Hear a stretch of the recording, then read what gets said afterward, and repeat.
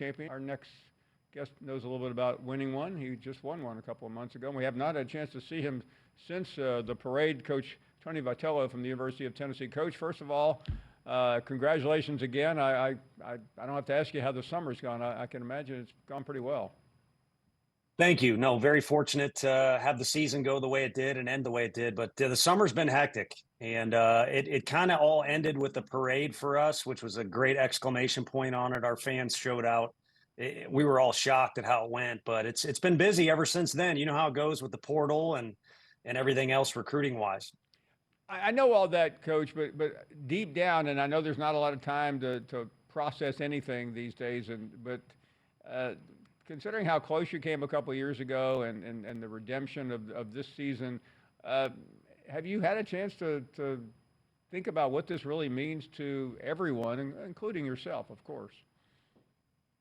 Not so much to myself or everyone in the inner workings of the deal, but when you go around the state of Tennessee and have people shake your hand and tell you it was their last memory they had with a family member or how they experienced it and just what it means to people, it grounds you and it puts it in perspective and it makes you proud, to be honest with you.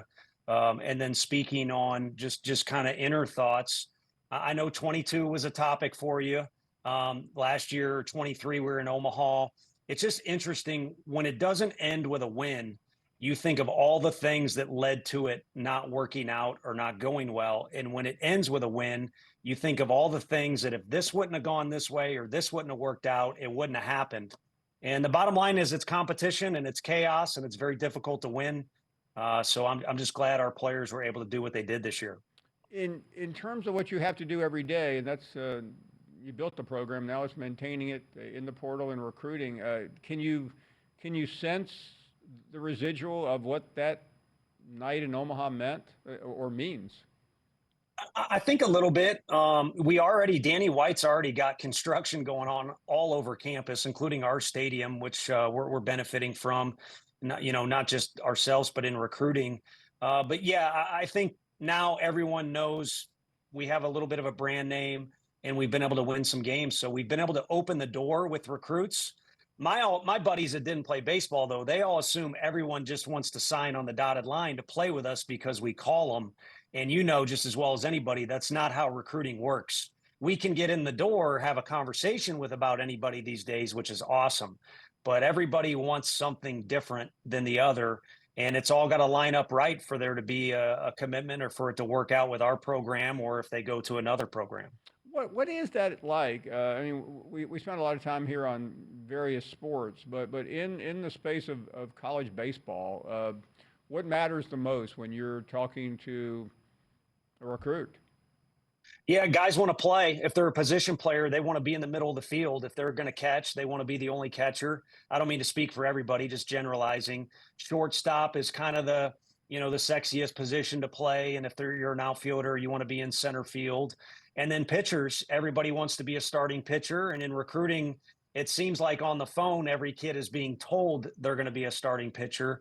But in reality, you use about three a year. So there's got to be a lot of innings filled and a lot of different roles filled. And I hate to flip it as a compliment for our program, but the true strength of the group we had this year is they were just so selfless. And we had guys that would play anywhere, pitch at any time, and had each other's backs, if we could throw out a cliche, the whole time. And with the SEC being as competitive as it is, everybody can beat everybody. And the margin for win and loss is so small.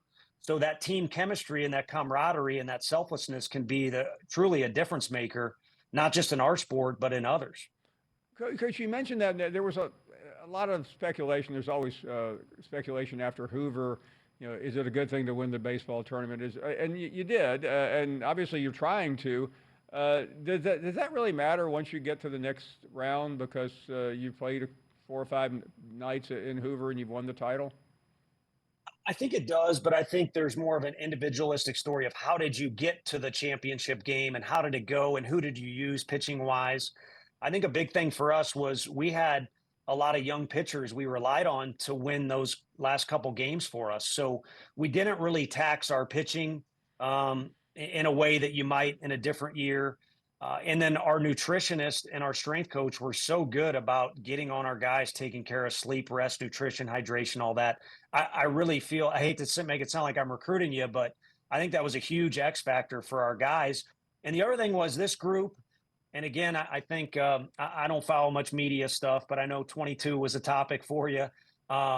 This group learned from lessons of the past, and they were also not satisfied. So, a lot of big wins took place this year where our guys did not celebrate because they wanted more than what was on the table at that present time. Well, I don't want to go back. It was a topic, Coach, and that was only because every expert we had on, and I'm not one, it said what you already heard everyone say, that it was the greatest team of all time. So to somebody that doesn't swim in those waters, it seems shocking. But I'll also say the celebration, and you mentioned that this year, I thought was one of the greatest things I've ever seen. I know some of my colleagues didn't, but that was just raw emotion that any sports fan had to love and had to embrace, whether it was you, your team, the family, or the fans. It was truly remarkable to watch. Yeah, I think our guys, especially with Evansville, a great Cinderella story. Our guys really took care and time. LSU's a huge rival, but the handshake after the SEC championship was great. They took time to show respect to the opponent, and our coaches almost kind of followed their lead in that way. And then, yeah, at some point, you got to let go. And I mean, everyone says to enjoy it because you don't know when this or that's going to happen again. And then you want to show appreciation to our fans too for what they do for us and boost us up. So then what happens is, you take little sound bites or little clips and show them on Twitter, and that's all you see. And anything can be contrived one way or the other. I promise you, with our coaching staff, including me, if you could get inside what's inside of our heads after a win, there's not a lot of celebrating. There's a lot of overanalyzing and a lot of other things. So, there were some moments where it was really fun and maybe some people didn't like it, but I can promise you it's not lost on us how difficult it is to achieve anything in this league. In particular, what we were able to do at the end of the year, we're fortunate. And then, too, we know what's coming around the bend is another season. And in the SEC, you're going to take your blows. It doesn't matter who you are. So you better be kind of on level ground when you win and you lose. Coach, I realize what you're playing for the national championship on a Monday night, so that's what you're focused on. But there was so much drama going on around that game, not only with your opponent, but he's a mentor. He's somebody that you've worked with. Were you? I mean, did you know what was going on the other side of the field? Because we all talked about it for a long time afterwards. Yeah, there were a few indications that that's probably the connection that was going to be made between Texas and their coaching staff. And then Texas kind of makes the announcements the day of the game. But I really don't think that took away from either team because it was such a big moment. Baseball is usually a game of series or double elimination. So to get to that moment where it all rests on one game is pretty intense. But no, I think our players, again, you get to that time of year, we're still leading, but our players are really the ones that are going to control the locker room and what takes place on the field. And this year's group was so balanced. They were a wild bunch, kind of like we had in 21 and 22, but they were very mature and set, I think, a new standard. And with all circumstances, they seem to handle everything with balance, which you could argue is the key to a lot of things. So that'll be a story or a part of our story that's told the teams to come is how important that balance is. And Coach, finally, I know you mentioned things happen quickly, and after the parade, it's work. But within yourself, I mean, I know you never doubted your abilities, but now that you have something that every coach covets, does it feel different, or is it just the same work every day trying to maintain what you've already built?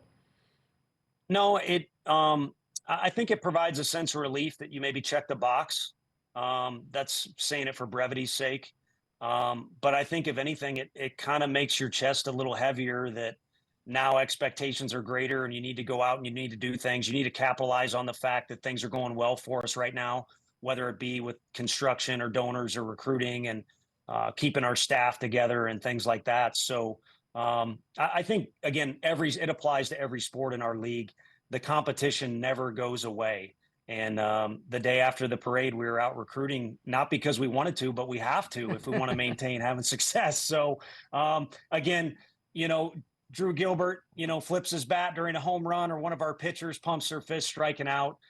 People on TV can criticize, but what goes on for all the coaches and all the players in our league to survive is a ton of work behind the scenes. So if you hit a big three, by all means, slide down the court on your chest or whatever it might be. And I apologize to anyone if we over celebrated. We'll probably be able to have our noses rubbed in it when we lose at some point down the future. But for now, we're trying to enjoy it when we can in between all these recruiting days. No apologies necessary here. We loved it. One thing before you go, you mentioned it earlier, and I want to end there because we hear from fans, and as we all do, how important moments like yours meant. You mentioned talking to some fans along the way who were with a loved one who lost a parent or a brother or somebody whose last memory of sports was watching this. Can you go back to that, and if you could share what that's like to hear from fans who love Tennessee and who couldn't wait to watch and see everything you and your team did? Right. Well, Hunter Ensley, who had the amazing slide at home plate, that was the difference maker, ran into the wall and dang near knocked himself out. He embodied our toughness of our team. And I went to his hometown parade and banquet he had, and he's from a small town, Huntington, Tennessee.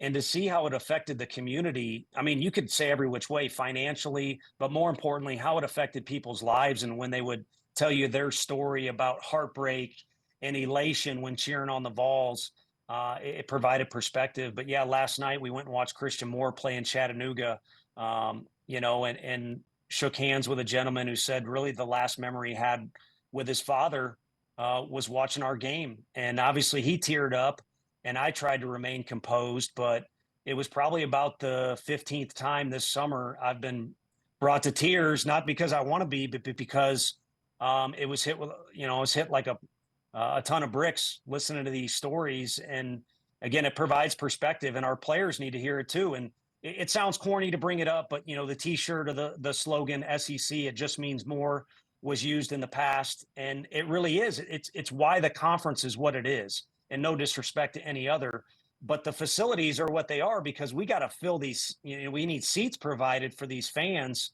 where it literally is their life. Kind of like Tammy. I'm pretty sure it's her life when she calls in you, and they live and die with what we're doing. So to win all the time is impossible unless you're Nick Saban. But to provide something that they can be proud of is what wakes me up in the morning, and or other coaches too, and drives you a little bit of, you got to at least put a product out there that they're proud of, because they're the ones that are paying your salary. And also they're the ones whose lives are literally moving in a positive or negative direction with how things are going for y'all. Extraordinary conversation. Tony Vitello, national championship coach of the University of Tennessee. Coach, thanks for making the time for us. It was amazing to listen to you. Thank you. No, blessed to be on, and hopefully we can earn another appearance sometime down the road. We count on it. Thank you very much, Right. Coach Vitello from Knoxville, Tennessee. We'll talk to another many-time national champion,